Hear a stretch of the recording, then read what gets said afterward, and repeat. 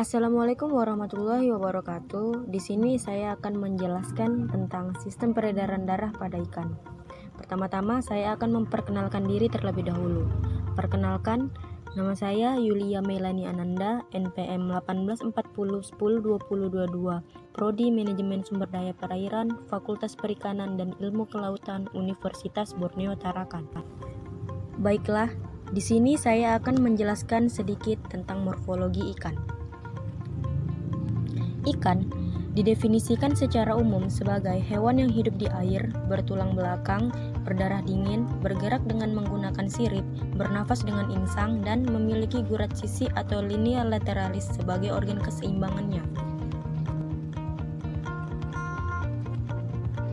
Bagian tubuh ikan. Ikan memiliki 3 bagian. Bagian pertama, caput atau kepala ikan. Bagian ini dimulai dari ujung mulut terdepan hingga ujung operkulum tutup insang paling belakang. Organ tubuh yang ada di bagian kepala ini meliputi gigi, mata, insang, mulut, sungut, rahang, cekung hidung, operkulum, dan pada beberapa jenis ikan lainnya terdapat alat pernafasan tambahan dan sebagainya. Kedua, trunkus atau bagian badan ikan. Pada bagian ini, yaitu dari ujung operkulum atau tutup insang paling belakang sampai ke pangkal awal sirip belakang atau lebih sering dikenal dengan istilah sirip dubur. Organ tubuh yang ada pada di bagian badan ini meliputi hati, usus, jantung, sirip dada, empedu, sirip punggung, lambung, ginjal, sirip perut, gonad, limpa, gelembung renang, dan sebagainya. Bagian ketiga, kaudal atau ekor ikan. Bagian ekor pada ikan yaitu bagian yang berada di antara pangkal awal sirip belakang atau sirip dubur sampai dengan ujung belakang sirip ekor. Organ tubuh yang ada di bagian ekor ini meliputi sirip ekor, sirip dubur, anus, dan pada ikan tertentu terdapat skut atau finlet dan sebagainya. Apa yang dimaksud dengan sistem peredaran darah pada ikan? Ikan tergolong hewan vertebrata yang siklus peredaran darahnya mirip dengan sistem peredaran darah katak, aves, bahkan juga manusia. Ikan mempunyai sistem peredaran darah yang tertutup serta peredaran darah tunggal.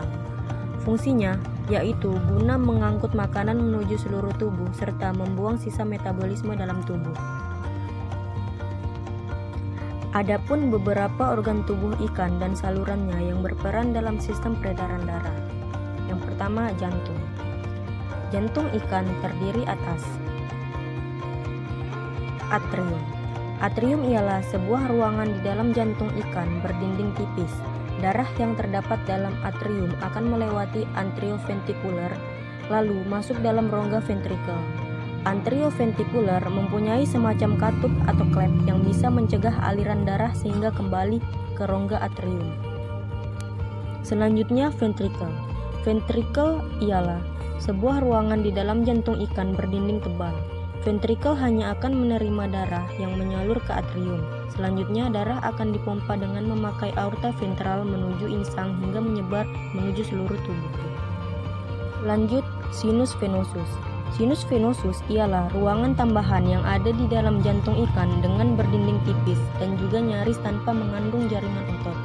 Sinus venosus berfungsi menampung darah yang mengalir pada vena kardial anterior serta posterior melewati vena hepatika. Selanjutnya, konus arteriosus. Konus arteriosus berfungsi mengarahkan darah menuju arteri.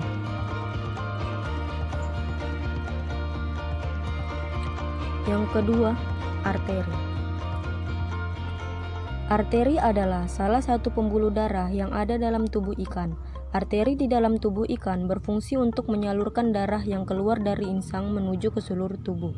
Pembuluh darah arteri mengandung banyak oksigen untuk diedarkan ke seluruh tubuh ikan. Arteri dalam tubuh ikan terdiri dari 3 buah lapisan, yaitu intima, endotelium, dan subendothelium. Yang ketiga, vena. Vena adalah salah satu pembuluh darah yang ada dalam tubuh ikan dan berfungsi sebagai pembuluh darah balik yang alirannya bertujuan ke jantung. Vena memiliki dinding yang lebih tipis dari arteri, namun ukuran rongganya jauh lebih besar dari arteri. Dinding vena sangat elastis dan aktif berkontraksi sehingga mampu memompa darah sampai ke jantung.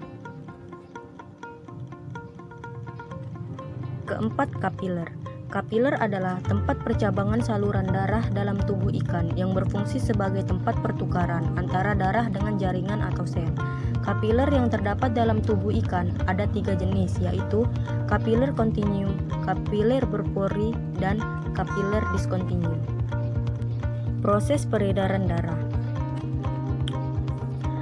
Darah ikan beredar melalui jantung sebanyak 1 kali, sehingga peredaran darahnya dinamakan sistem peredaran darah tunggal. Darah yang beredar melalui pembuluh darah oleh karenanya disebut sistem peredaran darah tertutup.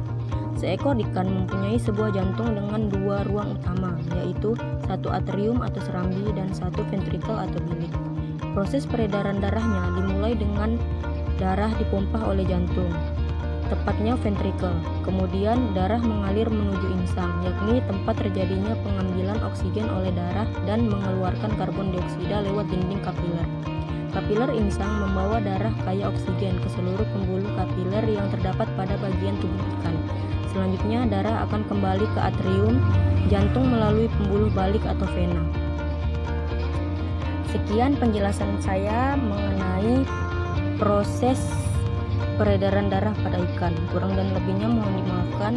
Assalamualaikum warahmatullahi wabarakatuh.